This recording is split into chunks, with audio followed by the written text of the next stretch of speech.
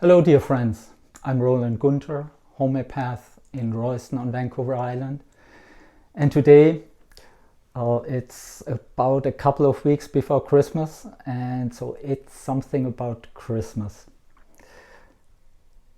Yesterday I picked up my Christmas cards here, a bunch of with that I will send to family and friends and clients and everybody.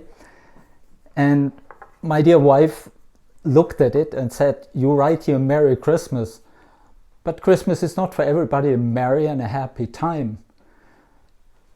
And I thought, I avoided that thought when it had come to in my mind before I ordered the cards, and just told the printer, take a new picture, the picture I gave you, and just write the same that we had last year, and kind of avoided to think about it too much. But of course she's right.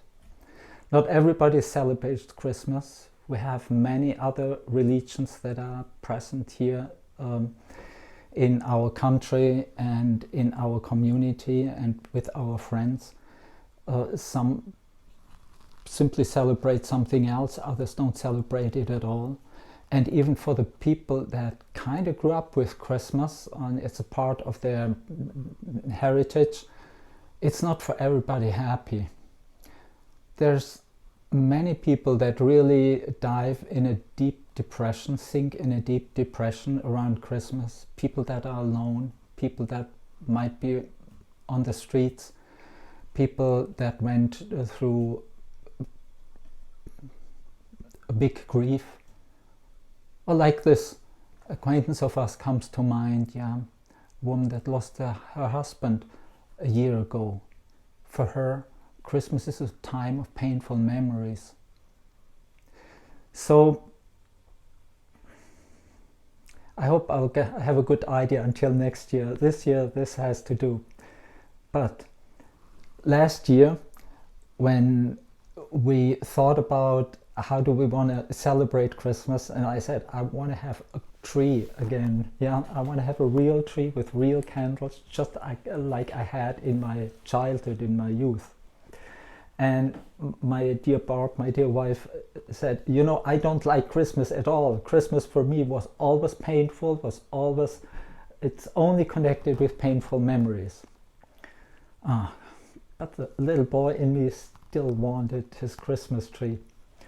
So we talked about it and moved the Christmas tree around in the house and here and there and in my room and even outside in the garden, but nothing felt somehow good. And somehow in all this conflict, there came an idea. We had an idea. I went down to the beach and came back with a bucket of stones. Simple beach stones like this one that are lying around on the beach in any number. And then we took a plate with a little sand in it, and then we sat together and we told stories of Christmas. And while we told a story of what we experienced in Christmas, what Christmas meant, memories of Christmas, good memories, bad memories, painful, joyful memories, whatever. With every story, we picked up one stone of the buckets, told the story, and placed it on this plate. And in the end, we had a plate that looked kind of like that, full of stones, full of stories that were painful, stories that were beautiful, stories that made us sad or happy, and it was all present there. And then we put a candle and put it in the middle of it. That didn't work so well. And let me see if I can get this somehow. Okay, here. And we put it in the middle of it. We prayed about it, and we had it with a Christmas tree in our living room. And it was an important part of Christmas. Important. Why? It was two views that seemed to fight each other or not to be able to come together.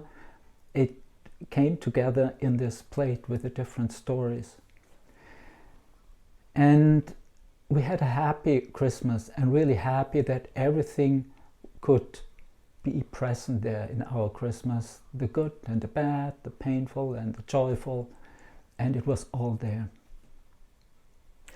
And I told it a few people of my friends also who had some conflicts around Christmas, and I thought I'd tell you, maybe it's an idea for you, or maybe you hear from a friend that there's trouble around Christmas and you can tell them that story. And I think there's also something bigger that this little story and this plate with stones tells us. Trauma, past pain that is not integrated, that is not healed, separates us. There's this opinion and that opinion, and there's very little potential to come together. Healing always goes with including something that had to be excluded. So we did not have a Christmas where the painful memories had to be excluded in order to be happy and have a happy Christmas, tralala, yeah? No, we had a Christmas that can hold it all. And that's the beauty of it. And that is a symptom of healing, because healing, like I said, includes something that had to be excluded. And so the question is always, how do we get together? How do we come together? How do we bring the two sides of the conflict together? Or even more, how do we open our hearts so wide that it can hold both sides of the conflict? And love includes it all.